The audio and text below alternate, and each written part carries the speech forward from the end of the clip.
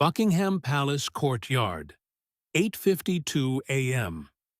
The usual morning crowd buzzes like bees. Tourists pose, vendors yell, pigeons flutter. Guardsman Elliot Ward, 33, stands at his post. Still, silent, stoic. He's done this for years. But today, he notices her. Not because she's loud, but because she's still. A young woman, mid-20s, floral notebook in hand, stares not at the palace, not at the flag, but directly at him. Their eyes meet. 1 second. Then she smiles. Not flirty, but warm. She turns, walks away. But something falls from her hand. A folded page. He doesn't move. The note rests near the tip of his boot, almost touching. A tourist tries to grab it. Wait! Another whispers. She meant for him. But protocol is clear. Elliot stays motionless until a passerby picks it up, glances, then sets it on the fence post beside him. He reads nothing. He can't. Next day. She returns. Same time. Same quiet energy. This time she doesn't drop it. She places the note on the fence gently. He doesn't react. Can't react. But something behind his eyes shifts. That evening, Elliot sits alone in the barracks break room. Blank TV, lukewarm tea. Across the table, fellow guard Taylor jokes. Heard you've got a fan. Elliot doesn't smile, but in his locker, 2 folded letters. Untouched. Unread. But kept. Day 3. She arrives in rain. No umbrella. Her notebook now has a red ribbon tied around it. She places the note, smiles softly, whispers, I know you can't answer, but I'll still write. Then walks off, soaked, but peaceful. Elliot doesn't flinch, but his breath fogs the inside of his helmet. Quick, flickering images. A young Elliot in uniform. A woman holding his face, saying, Don't forget how to feel. Then a funeral flag. And no one left. Back to present. The note flutters in the wind, and he lets it fall into the grass.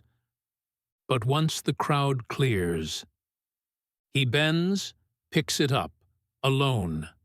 Barracks. Night. He opens the guard manual, page 63. Emotional interaction with civilians while on duty is grounds for inquiry. He closes it, stares at the 3 letters in his drawer, and for the first time unfolds one. I know you're not allowed to move. I know you can't look at me, but I can't help feeling like you hear me anyway. You remind me of someone I lost, and every day I write, I feel a little less alone. Day 5. She doesn't say anything, just leaves the letter. But now it's in an envelope. Cream paper. Name still absent. Inside, we hear her voice reading it in narration. I walked away from so many people. But I don't want to walk away from this, even if you can't stop me. Elliot's drawer now has 5 letters. He doesn't hide them. He places them neatly, like medals. He opens the latest, reads slowly. He exhales, not like a man tired, but like a man remembering how to breathe. Day 7. She stays longer after dropping the letter. Her expression changes, no longer just soft curiosity. It's deeper, wistful, hopeful, but almost scared of that hope. She doesn't smile this time, and Elliot, for the first time, blinks when she walks away. A slow dance in a living room. Elliot in civilian clothes, a woman in a sundress. They sway gently. She laughs. Don't stand still forever, Elliot, or you'll miss the moments that matter. A knock at the door. Uniformed men. His hand falling from hers. That evening's letter. They said grief feels like standing still while the world moves. But you're the only one who stands still and still makes me feel seen. She signs it, not with a name, but with a sketch of her.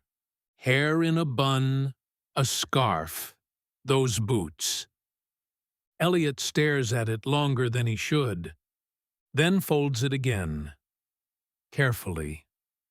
Next day, on Burr. No sign of her. 11:15. Still nothing.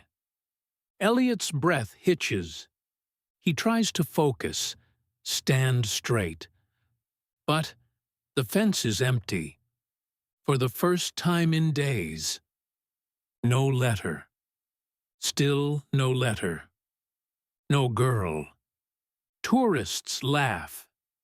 Cameras flash. But Elliot sees nothing but that space. That silence. His fingers twitch against his rifle. And he breaks rule 4.6. He turns his head slightly, looking for someone who isn't coming. One morning, 10 days later, there it is. A white envelope, tied with the red ribbon. No note, just the outside. This will be the last one. Elliot waits until nightfall, then opens it alone. I waited, hoping you might blink again. I thought, maybe you'd take a letter. But I understand. You guard something bigger than me. Still, I came every day not because I thought you'd answer, but because you made me feel like someone was still listening. Tomorrow, I won't come. If you don't want me to return, don't do anything. If you do, leave something behind. In his locker, 9 letters, a pair of gloves, and now, the final one. Elliot stares at the wall. He's not supposed to feel this, let alone act on it. But some rules aren't meant to last forever. Buckingham Palace, 10:54 a.m. Crowd as usual. Tourists laughing. Phones filming. But Elliot isn't looking at them. He's looking at the stone ledge by the fence, where letters used to sit. Where nothing waits today. His fingers tighten around the rifle. Inside, a storm brews. He breathes deep, and when the crowd turns away for a second, he drops something. It's a letter, not crumpled, not rushed.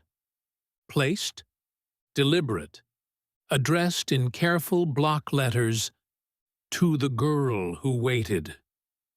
He turns back into position, eyes straight, but heart wide open. From the far end of the crowd, she walks slowly, alone, holding her notebook. She stops, sees the letter, freezes, mouth open, tears forming instantly. She looks up at him. He doesn't move, but she knows.